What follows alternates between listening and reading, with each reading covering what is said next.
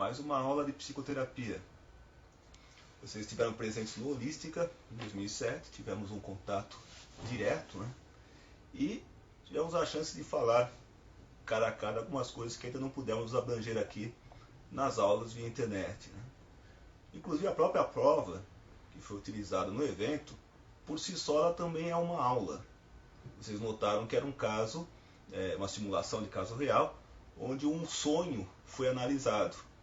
Nós fizemos uma técnica, foi aplicada uma técnica basicamente de relaxamento, e dentro desse estado de relaxamento pôde fluir várias informações antes inconscientes da cliente. Claro que é uma simulação, mas no consultório não é tão diferente daquilo que foi mostrado naquele vídeo. Independente do quanto já se tem estudado de Freud, de Jung, de Reich, que é uma coisa que a gente sempre vai aprofundar e é um tema que nunca termina, independente disso, vocês podem e devem, desde já, praticarem essas técnicas de atendimento onde é feita uma associação de ideias. Na visão clássica assim, da psicanálise freudiana, tem até aquela imagem estereotipada de alguém deitado num divã, e de repente até de costas para o psicanalista que está nessa imagem caricata assim, com um caderninho, anotando o que a pessoa fala. Normalmente, num consultório real, e não nessa imagem caricata, o psicoterapeuta vai estar colocando, pontuando algumas questões, aí vai bem aquilo que a gente viu em aconselhamento, para estimular o cliente a que ele desenvolva conexões ainda não pensadas entre uma situação e outra.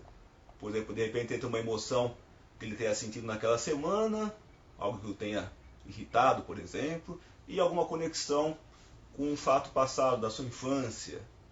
Ou de repente um sonho que ele tenha tido e o quanto do dia a dia dele apareceu nesse sonho, só que de forma muitas vezes velada, muitas vezes simbólica.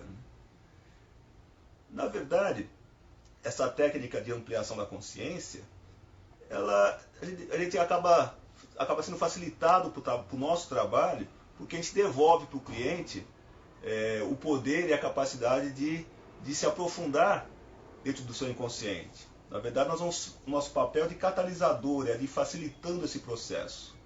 Basicamente, o que impede a pessoa no seu dia a dia de lembrar de um sonho e fazer uma conexão com algo que esteja ocorrendo na vida dele? O que impede uma pessoa de repente, de ver uma emoção que lhe incomodou, um fato que lhe incomodou no presente? O que o impede de conectar, lembrar que de repente no passado, na infância, às vezes lidando com os pais, com algum trauma dele, já houve uma certa semelhança entre os dois momentos? O que impede normalmente é a racionalização. A nossa mente está, digamos, ocupada com coisas bem concretas, bem só, de repente trabalho, família, quer dizer, são coisas muito concretas, muito pé no chão, digamos assim, e até bom que a gente se ocupe disso, mas esses pensamentos iniciais, eles dificultam quem tem acesso às informações inconscientes. Então, basicamente, numa proposta de ampliação da consciência, o que nós devemos fazer é conseguir acalmar esses pensamentos do dia a dia, esses pensamentos mais racionais, esses pensamentos mais imediatos, como se a gente estivesse dissolvendo esse véu inicial de racionalização e deixasse o espontâneo, aquilo que é mais profundo, vir à tona.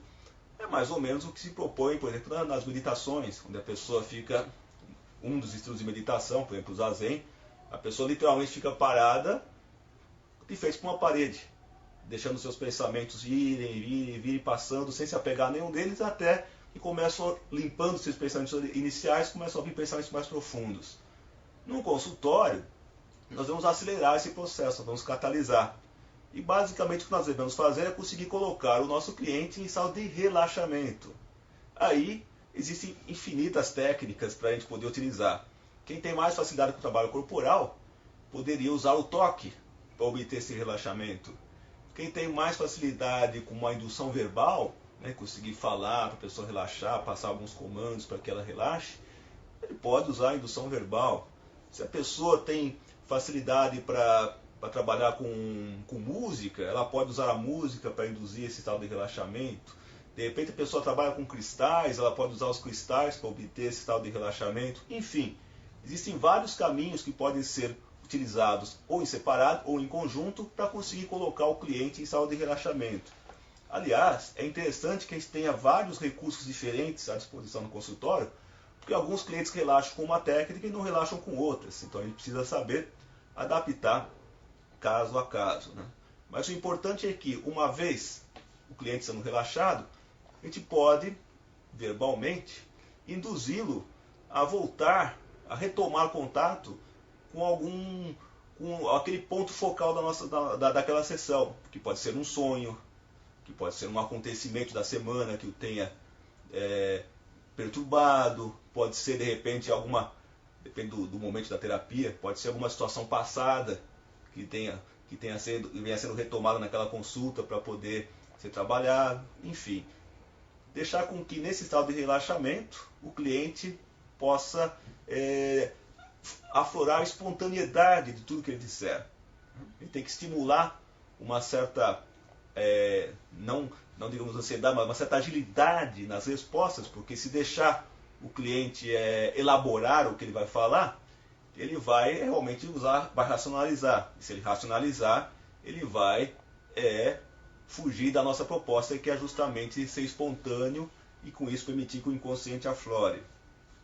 Então são algumas regrinhas básicas que a gente vai observar, e mais ou menos como vocês fizeram nos exercícios. Até poderia ser usado aquele exercício que nós fizemos aqui na nossa sala de aula virtual, que eram as provas, em que a gente fazia de repente criava uma história, usavam bonecos ou objetos à nossa frente para poder criar uma história, a gente faz uma redação, de repente. Essas mesmas técnicas que nós utilizamos na prova, poderia ser usado com o cliente.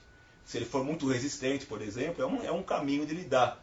Agora, é claro que quando ele está cara a cara com o cliente, fica muito mais fácil de conseguir obter dele justamente aquelas informações mais profundas. Ou seja, na verdade, a proposta é a mesma que a gente tem usado nas nossas provas, em que tenta-se, entre aspas, distrair o racional para que o inconsciente aflore. E muitas vezes, para facilitar esse processo, em vez de ser uma pergunta direta, a gente vai seguindo um caminho, digamos assim, curvo, né? A gente desvia um pouquinho da atenção daquele primeiro foco e acaba chegando lá. Por exemplo, em vez de perguntar, como a gente fez nas provas, em vez de perguntar como é que está a tua vida, perguntamos como é que estaria a vida do personagem que a gente criou naquela redação. Em vez de o que está acontecendo na sua vida, a gente fez com objetos, de repente o que está acontecendo na vida desses objetos. Ou seja, são formas de a gente obter informação e ao mesmo tempo driblar um pouco a resistência natural à terapia, porque a gente criou nossas defesas, a gente tem uma certa resistência a deixar aflorar esse material inconsciente. Com o cliente é a mesma coisa. Então é importante essas vivências que nós temos feito na própria prova, para a gente passar pela experiência pessoal e saber o que procurar, como obter isso dos nossos clientes também. Bom, nesse mês ainda, nessa aula a gente ainda tem a prova para fazer, tem o vídeo também para estudar, né? Então fiquem tranquilos, leiam o material didático e com certeza vocês vão se sair muito bem na prova. E lembrando que já está na hora de começar a supervisão. Leiam as orientações sobre a supervisão, que estão escritas aqui na nossa comunidade, e boa sorte, bons estudos e boa prova para vocês.